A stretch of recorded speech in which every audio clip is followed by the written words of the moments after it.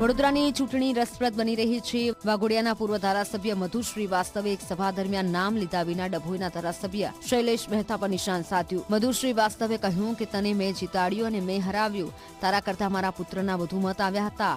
આ સાથે નેતાએ માત્ર ભ્રષ્ટાચાર કર્યો, સ્કૂલ અને પેટ્રોલ પંપ બનાવ્યાનો પણ આરોપ છે, જેનો જવાબ આપતા ધારાસભ્ય શૈલેષ મહેતાએ કહ્યું કે એમનું લેવલ મારા જેટલું નથી કે હું જવાબ આપું। સાથે જ કોંગ્રેસ વિરોધી બેનર ઉતારી લેવાની ચીમકી પર કહ્યું કે એક પણ બેનર ઉતારીને બતાડે, લોકો જવાબ આપશે। ઘરની વાત કરે છે, તને હરાયો બી મેં છે, તને જીતાયો બી મેં છે। ભાઈ કાન ખોલીને સાંભળી લે છે।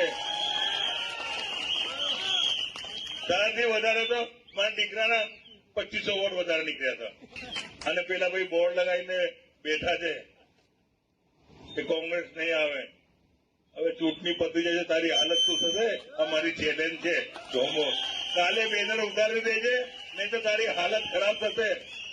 હું કદી 2500 માટે હાર્યો નથી।